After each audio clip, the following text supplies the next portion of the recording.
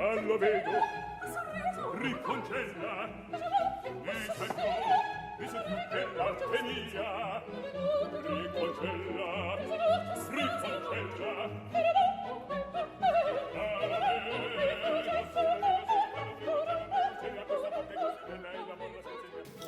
Well, good morning, everybody. Good morning. Thank you for coming out an hour earlier for the lecture.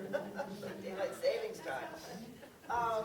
Well, the last time I saw you all, it was for the exterminating angel, right? This is your reward. This is our reward now. The exact opposite of what we had seen, the bleak, heavy, existential angst. Now, this is bel canto opera at its finest. And I just love the idea that this is so close to Valentine's Day. This is just a perfect opera. And especially for the dreariness out there, you're just in for such a treat, such a treat. Okay, Elixir d'Amore, the Elixir of Love, a comic opera written by Gaetano Donizetti. Actually, he had written this with Felice Romani, was the librettist, and who was the official librettist of Milan's La Scala. He wrote the libretto after another libretto, after a French libretto. There had been Daniel Auber's French opera, Le Filtre, The Potion, in 1831. Well, then, The Elixir of Love premiered 1832, 1 year after that, in Milan. A little bit about Donizetti and bel canto, just because it's just so fascinating, this entire period. He was born in 1797 in Bergamo, in Lombardy. And early on, there was a local composer who sponsored him and also ended up giving him obtaining a place for him at the Bologna Academy. At the age of 19, he wrote his first one-act opera. It was particularly noteworthy because this was not performed until 1960 in Bergamo, in his hometown, when they were doing a retrospective. So, over the course of his career, he composed over 70 operas. Most of the works were not performed after his death, but in the past 50 years, he has become very, very popular again. And popular opinion has really grown. But let's go back to this writing 70 operas, when you think about this. During this time in Italy, a composer would arrive at an opera house, he would compose an opera in about 3 weeks or so, conduct the first 3 performances, and then move on. It was a business. The faster the turnover, the better. And so there is a letter. I have read this before, but for those who have not heard it, it's really quite interesting. Felix Mendelssohn was traveling in Italy, and he was not amused at this Italian method of composition. And he wrote, quote, Donizetti finishes an opera in 10 days. It may be hissed, but that doesn't matter. It's paid for all the same, and he can go about having a good time. Sometimes he'll spend as much as 3 weeks on an opera, taking considerable pains with the arias, and then he can afford to amuse himself once more, and once more write trash. So Donizetti was not up to Mendelssohn's work ethic. Now it's true, these operas were mainly written for entertainment, not necessarily for deep philosophical truths. And it is true that a good deal of the bel canto opera was formula opera, hastily turned out based on the devices of the cavatina and the cabaletta, which I'll go into in a little while. So before 1830, his main success was with comic operas. The serious ones didn't really attract too much attention. However, in 1830, Anna Bolena premiered in Milan. He achieved instant fame in Europe. And even though this shifted the balance of success away from comic operas, in Milan now they were really just looking to the opera seria that was considered more important art form, because his status had been so raised, they were looking again now at his comic operas, and they started to become more and more popular. It is considered to be one of the masterpieces of 19th century opera buffa. It was written during a 6-week period, And it really was the most performed opera in Italy between 1838 and 1848. That's quite remarkable, 10 years, and it had that kind of run.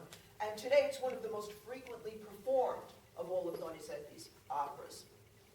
So along with Rossini and Bellini, he was this leading composer. These were the leading composers of bel canto opera style during the first half of the 19th century.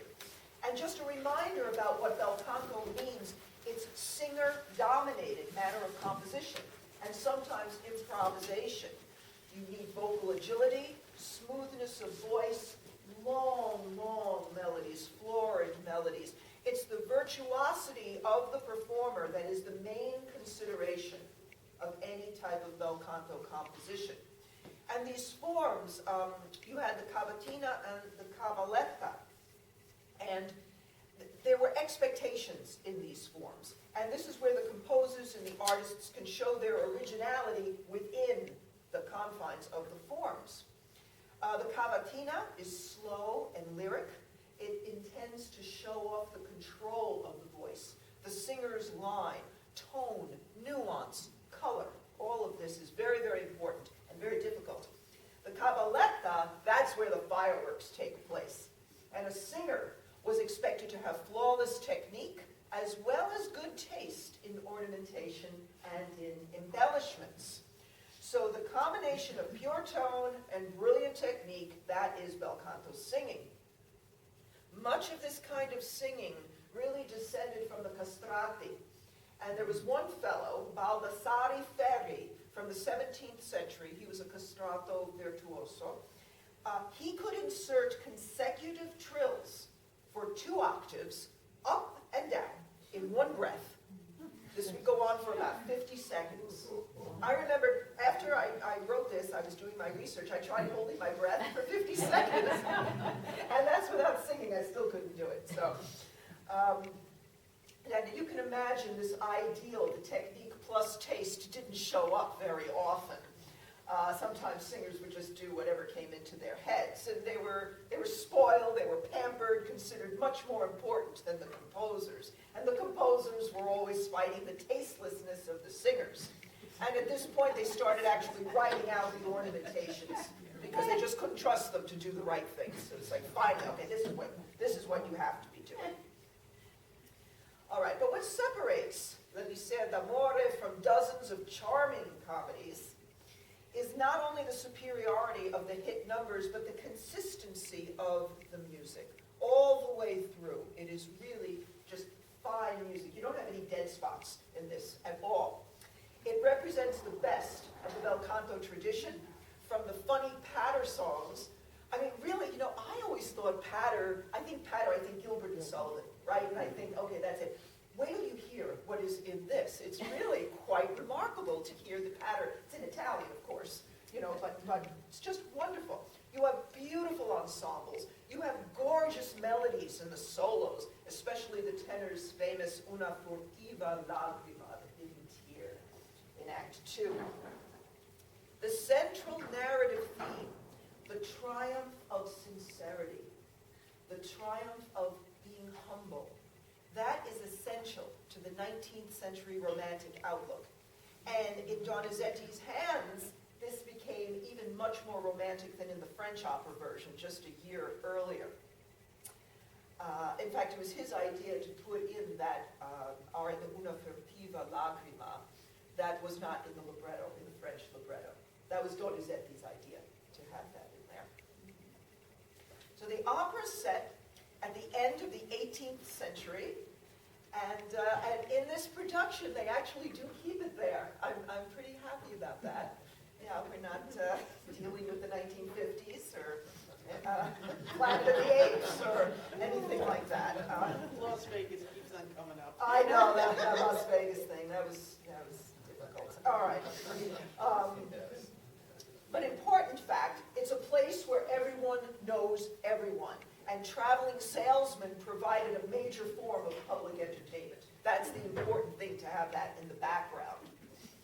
All right, so we're first going to have, I'm just going to play the overture for you, just for maybe 30 seconds, because you can hear this is not going to be Don Giovanni. I mean, this is not going to be something heavy. This is just something wonderful and light.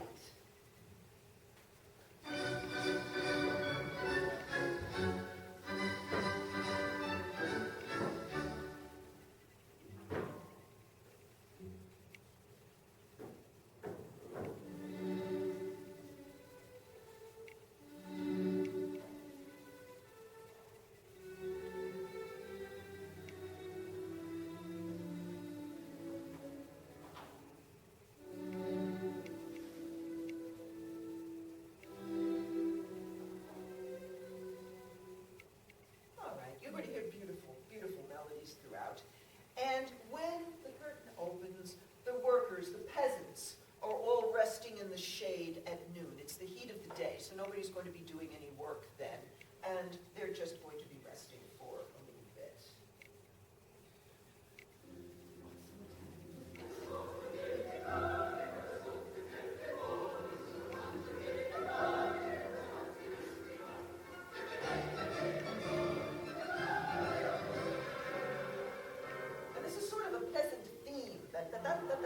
You're going to hear this throughout.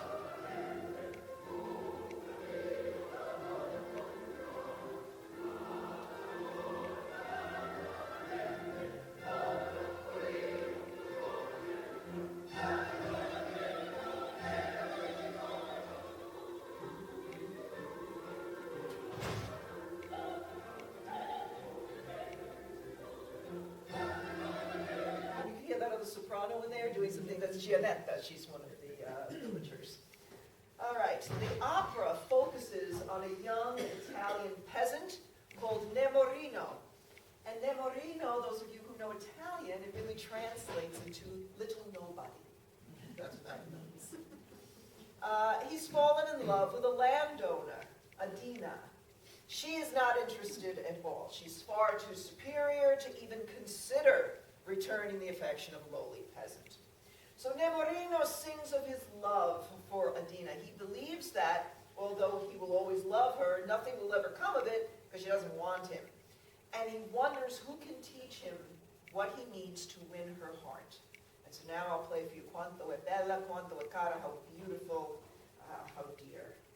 And this is an example of a cavatina, a slow lyric.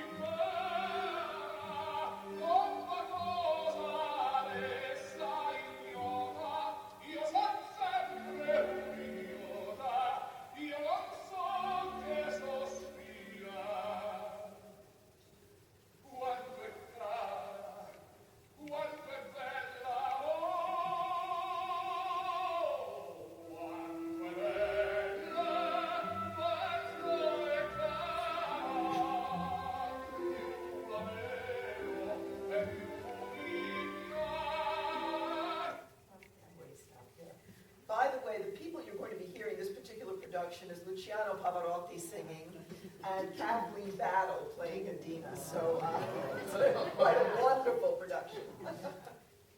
All right. So he sings of his love. All right. In the meantime, he's watching this scene.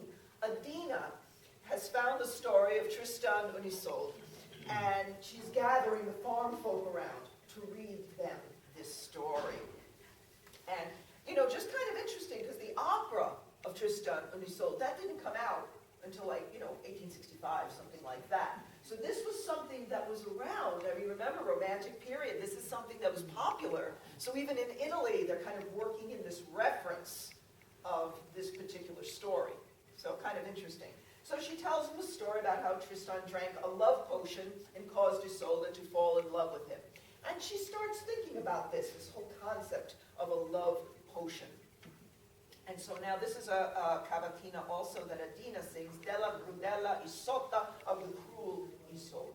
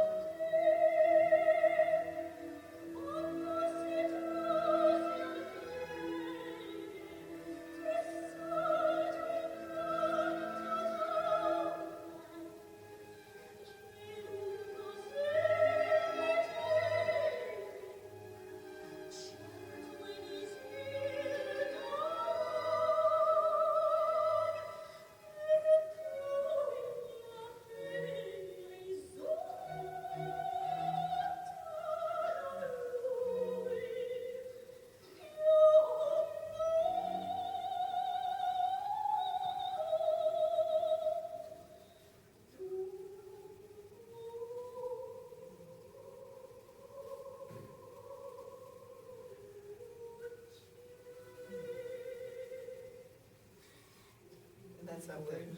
Yes. Yeah. And you hear the ornamentation, you hear the embellishments there. And so it'll be interesting to see today what happens, because these change. These change. All right. So Nemorino, okay, he's listening to all this, and he's convinced that a love potion exists somewhere to win her heart, that he can take this and win her heart. So now this is just a little chorus, Adina, Nemorino, and the chorus talking about some type of elixir of love that might exist.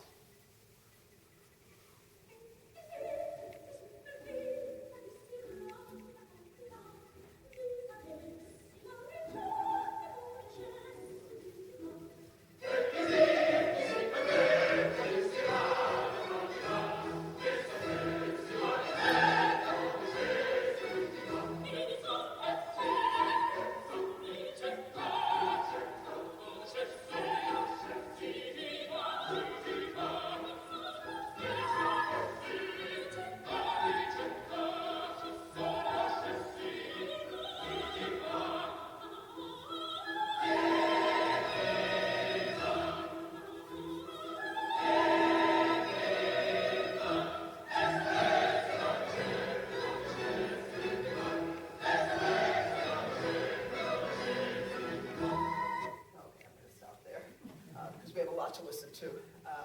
Okay, so after this, Sergeant Belcore comes in. That means beautiful heart, right? His troops march into town. And he comes over to Adina, he salutes her, he presents her with a bouquet of flowers. And he's a very pompous, very funny character. And he just believes all women are in love with him. And he explains that the ladies love a uniform. We just can't resist it. So, of course, Adina's going to fall in love with him because he's him. So I'll play his opening piece.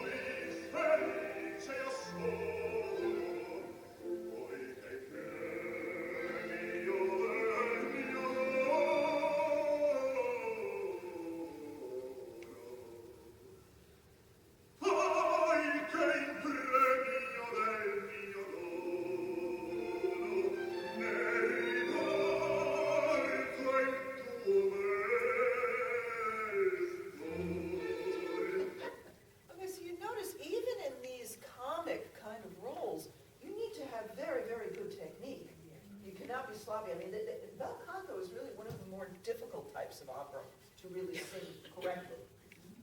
correctly. And by the way, with this probably heard some laughter, because this is where the director can really have some fun and show the reactions, and people can, be hams. In the middle of this, there was Luciano Pavarotti was doing different things in the background, and that's what made it so funny. All right, he then ends up proposing to Adina, Belcore does. And Adina is very casual, very polite. She said, well, I'll think it over.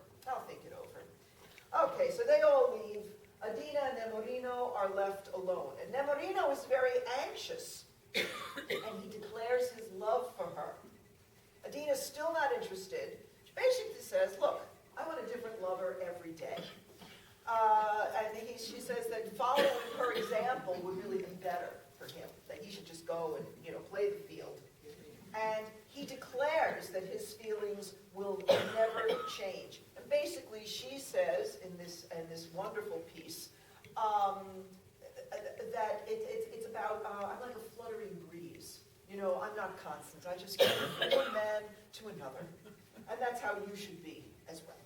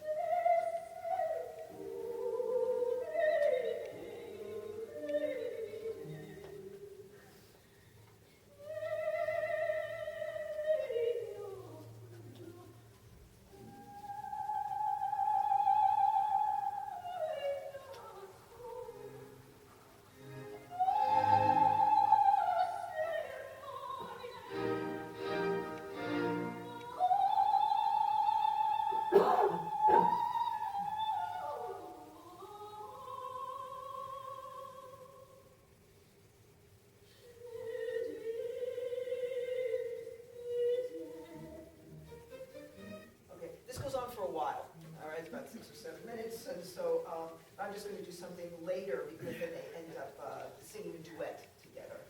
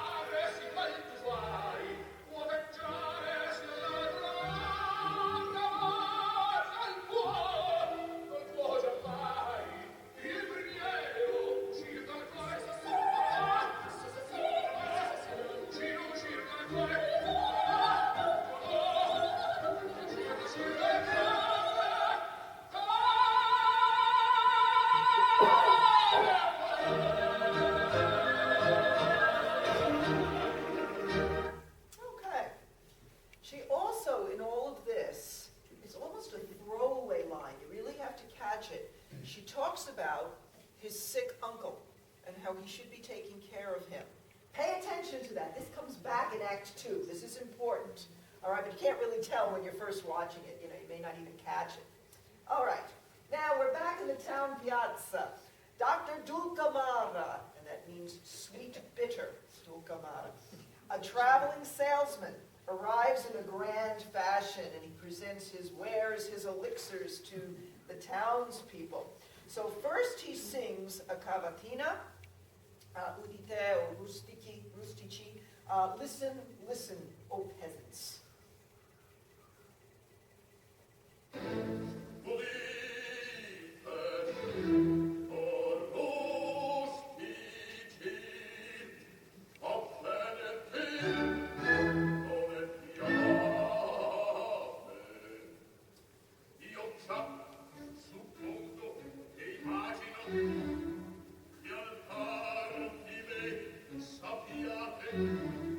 Io about these wonderful things, and now he gets into a delightful patter song. I'm going to play a little bit of it for you, describing everything that this elixir will cure.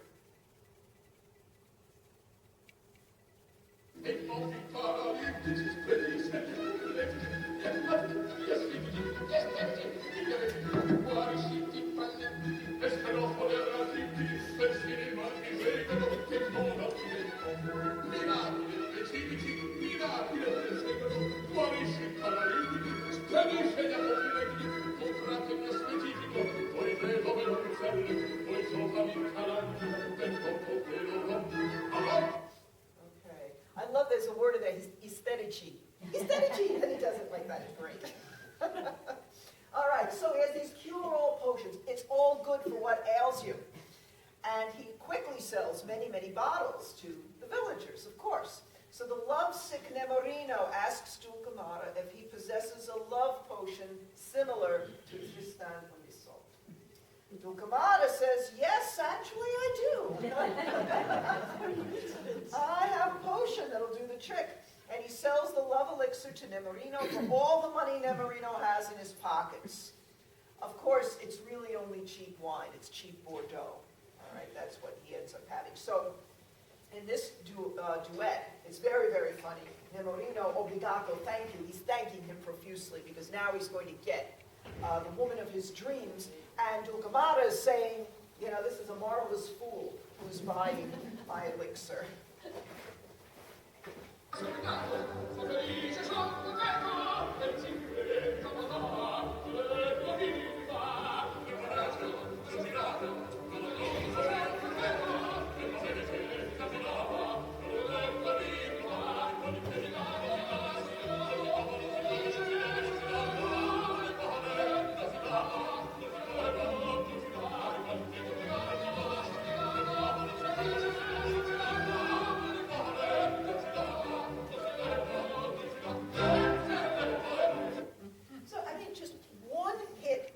Another. You know, it was so difficult. When I first started getting the examples for this, I did twice as many. And I had to pare it down because I just, you know, I would listen and say, this is great, we have to hear this, and we have to hear this one, but then I'd be playing the entire opera for you, so it didn't make sense. But they're just so, so much fun. Okay, Dulcamara does tell Nemorino the potion needs 24 hours to take effect because he'll have time to escape and he can leave town. Okay, so Nemorino drinks the potion very quickly because he wants it to act the next day, as quickly as possible. So all of a sudden, he's feeling pretty good. He's feeling bold. He's actually drunk. All right? So Adina then, he encounters Adina, and he pretends just to be indifferent to her. Figuring, okay, well, she's going to fall in love with me tomorrow. You know, I'll string her along. So she becomes increasingly annoyed. She's very upset about that. And then there is a duo here, Adina and Nemorino, and she's saying, you know, he's pretending not to care. She's very, very upset.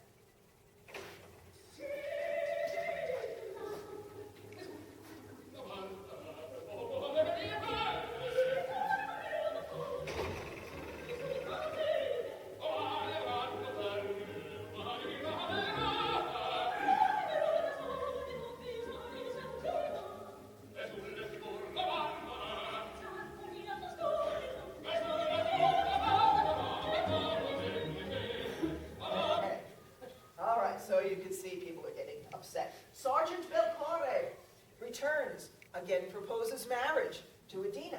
So she wants to punish Nemorino. And says, okay, I'll marry you in 6 days. Nemorino still doesn't care, figuring, okay, I mean, tomorrow she's falling in love with me. You know, she can promise whatever she wants. All right, so all this is going on. But then, Belcore gets the orders. His regiment has to leave the next morning. And Adina promises to marry him before he has to leave. And now we have Adina, Nemorino, Belcore, the choir singing, because Nemorino is starting to panic now.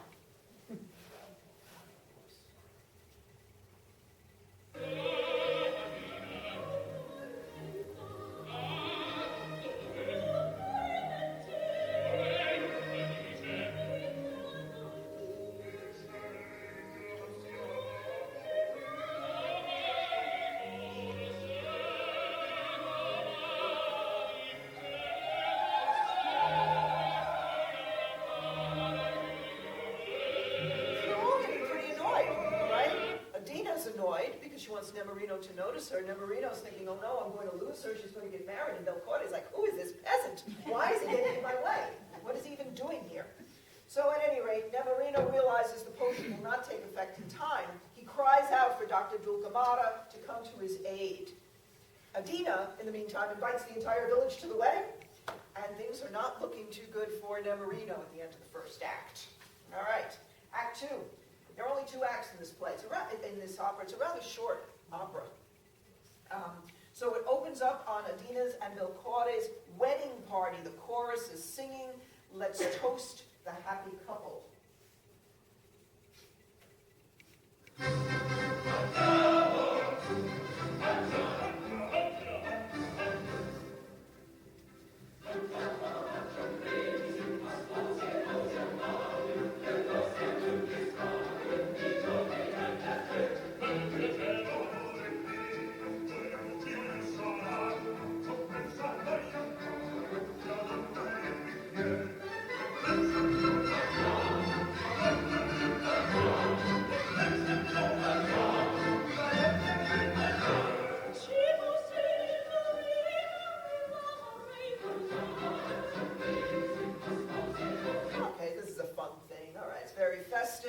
They're waiting for the notary to come and officiate the wedding. Then Dr. Dulcamara encourages Adina to sing a duet with him. He says, I have the latest music from Venice, and I would like to sing a duet. So it's almost like it's filler material. It has absolutely nothing to do with the plot. The only thing is, remember the melody because it's going to come back at the very, very end. It's the same melody. Okay, but this is a barcarolle for 2 voices. Io son ricco e tu sei bella. I am rich and you are beautiful. Let's get together.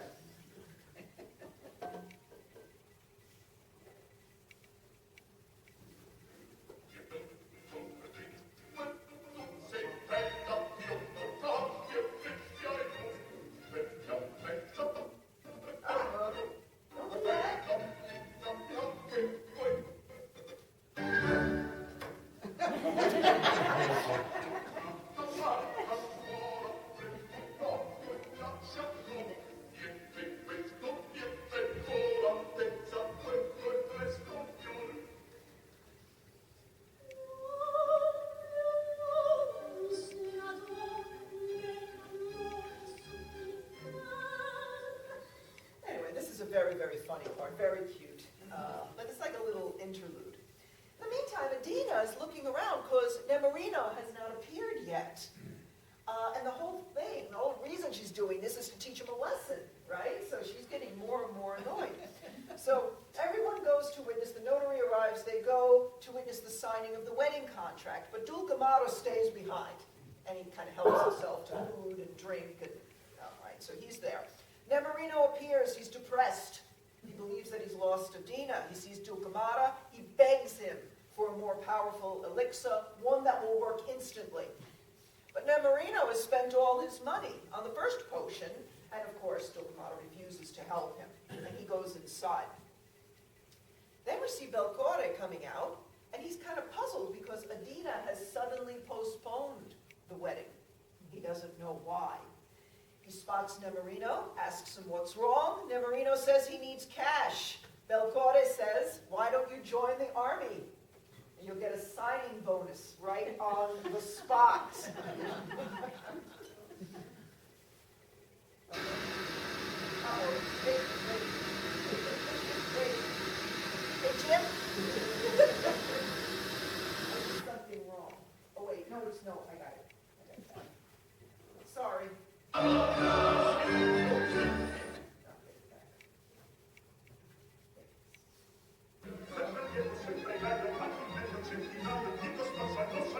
Basically, you get a lot of money and a lot of girls to join the army.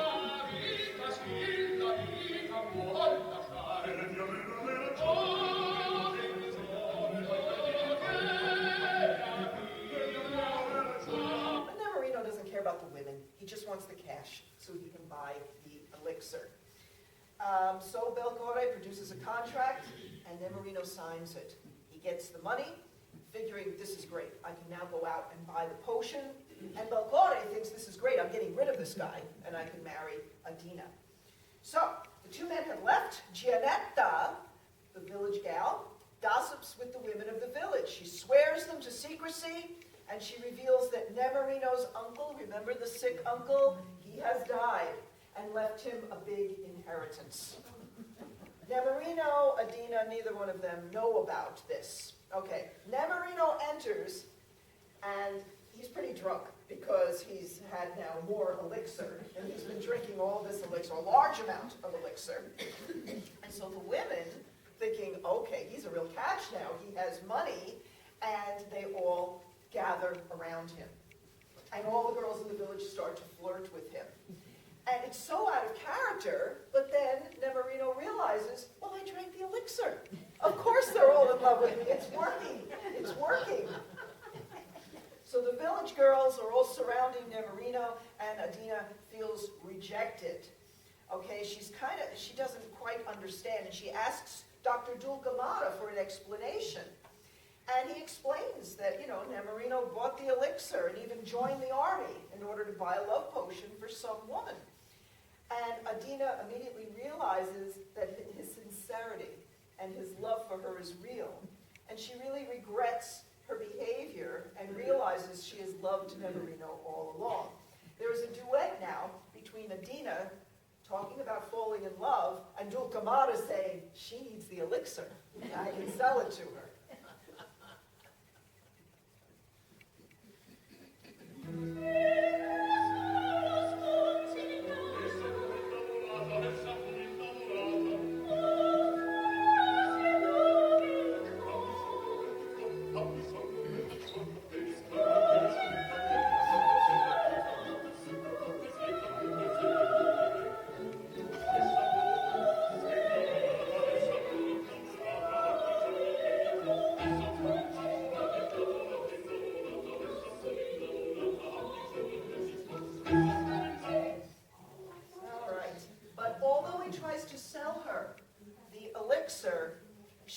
Said, no, I really don't need this. I have my pretty face. I have my pretty eyes. Who needs an elixir? I'll get it back. I'll get it back.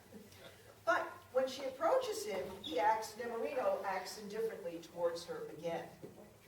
And then Adina just rushes away, leaving Nemorino alone.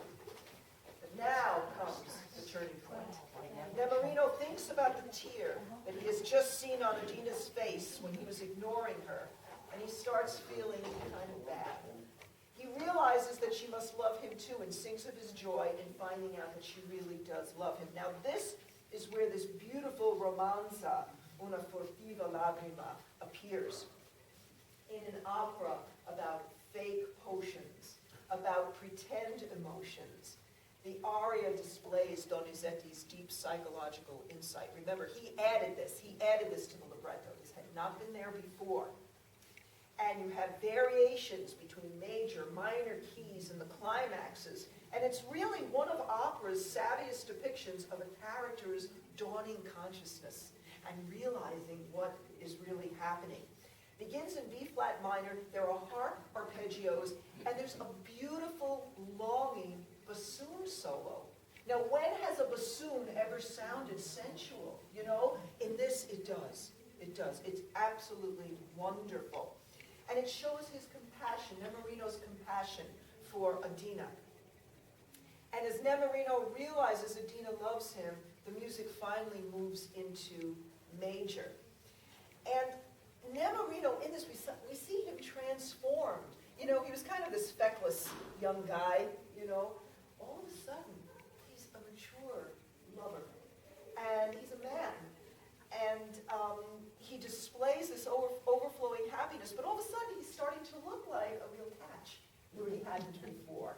So I'm going to play a little bit of the tenor romanza now.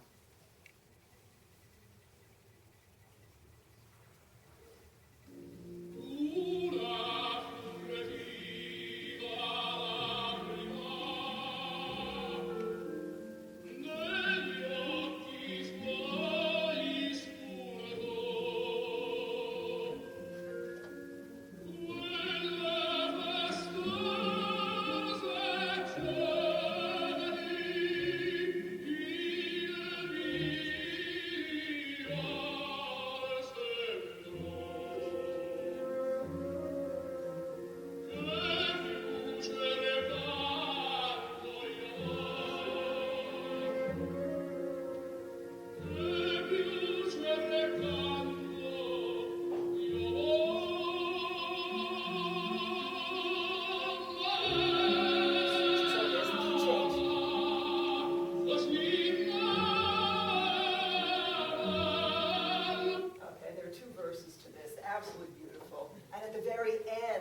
going to play it, but there will be a final cadence that has a decorative run of notes, and it'll be interesting to see what the tenor does with that. Okay, so beyond the quacks, beyond the elixirs, Nemorino is something catching. Okay, Adina enters, asks why he's chosen to join the army and leave the village. He explains he's seeking a better life. She responds he's loved. She's purchased back his military contract from Sergeant Belcore. She gives him the canceled contract, saying take it, and reassures him that if he stays, he'll be happy. By the way, a bit of personal history in this, because Donizetti's military service was bought by a rich woman, and he didn't have to serve in the Austrian army. So this sort of thing happened. So this, prendi per me sei libero. Take it, I have freed you.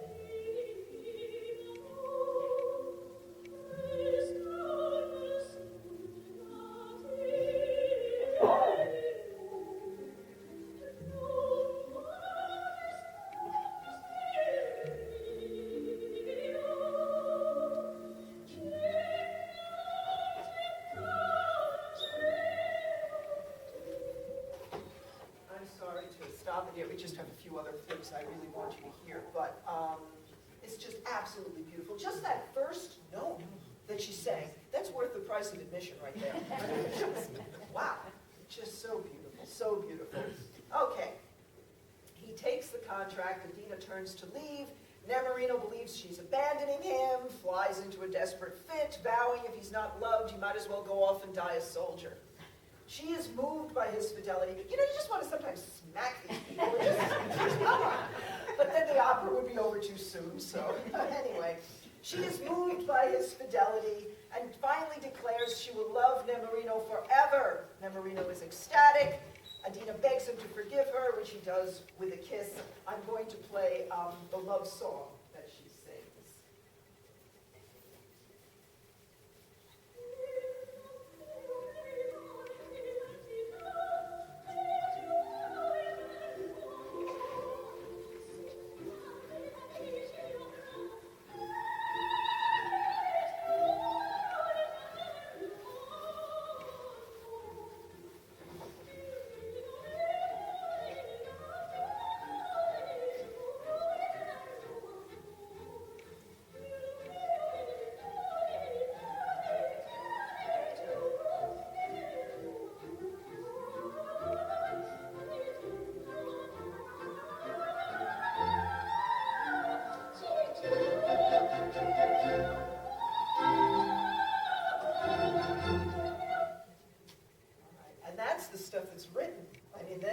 Improvisation, the cadenza at the end, so that's going to be a lot of fun.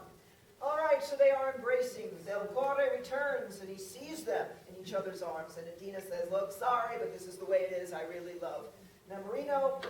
Belcore takes the news very well. He says, there's plenty of other women in the world. I'm in the army. No problem. Adina and Nemorino learn about the inheritance from his uncle. All right, so Ducamara comes in and says, look at how successful this potion is. He's now loved, he's also rich. It's because of my elixir. And he exults now because this is going to bring quite a boost in sales of his product. And so now there's a melody at the end, a solo aria. It's the same melody as in the earlier duet, Io sono ricco e tu sei bella. My elixir will fix all.